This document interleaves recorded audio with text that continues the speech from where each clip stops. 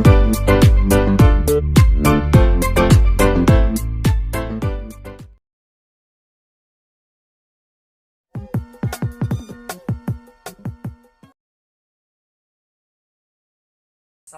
warahmatullahi wabarakatuh. Perkenalkan, nama saya Jenal. Saya dari kelas DA1 2018 STY Gici Business School Bogor. Di sini saya akan menjelaskan tentang GCG atau Good Corporate Government di perusahaan yang akan suatu hari akan saya buat, di mana perusahaan saya akan bergerak di bidang kuliner.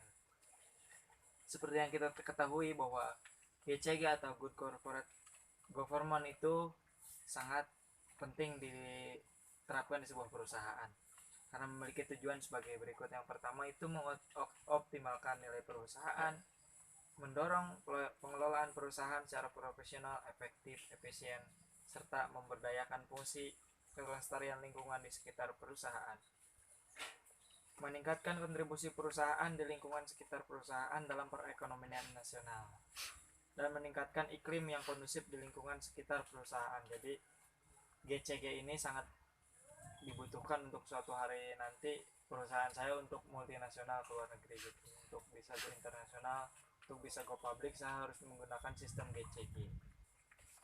Lalu saya akan membuat GCG di perusahaan kuliner saya itu dengan 5 prinsip yang ada di GCG itu biar bisa dikenal dengan tarif. Yang pertama adalah transparan. Transparan di sini adalah keterbukaan dalam melaksanakan proses pengambilan keputusan.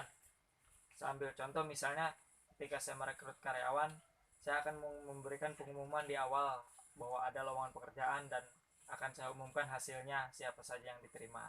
Itu namanya bentuk keterbukaan, dimana ini untuk memperbaiki perusahaan yang akan saya pimpin nantinya. Yang kedua yaitu accountability. Accountability ini terkait kejelasan fungsi, pelaksanaan, pertanggungjawaban. Misalnya dalam perusahaan bisnis saya atau perusahaan saya itu ada staf akuntansi yang setiap hari mencatat atau melakukan pembukuan setiap transaksi gitu. Nah, terus yang ketiga ada namanya responsibility. Responsibility itu adalah kesesuaian dalam pengelolaan perusahaan terhadap peraturan perundang-undangan. Ini sangat penting karena contohnya misalnya ketika saya membangun sebuah perusahaan, saya harus membuat peraturan-peraturan untuk mendisiplinkan karyawan, misalnya datang tepat waktu, mengerjakan tugas sesuai deadline, dan lain sebagainya. Lalu yang keempat ada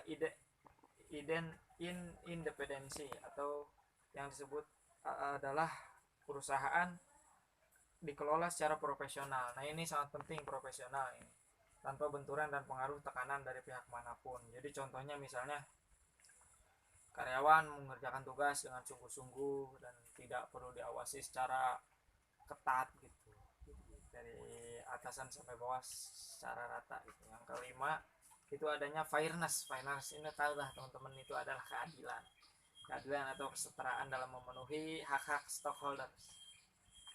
Contohnya sebuah perusahaan memberikan kesempatan yang sama kepada semua karyawan dalam mengikuti proses seleksi naik jabatan. Nah, ini bisa diterapkan misalnya ketika saya membangun perusahaan. Ketika ingin naik jabatan, kita harus transparan, harus adil bagaimana cara merekrut karyawan agar bisa naik jabatan gitu loh. Terima kasih. Itu penjelasan dari saya, singkat, padat, jelas, namun jangan lupa makan seblak karena ini musim hujan. Terima kasih. Wassalamualaikum warahmatullahi wabarakatuh.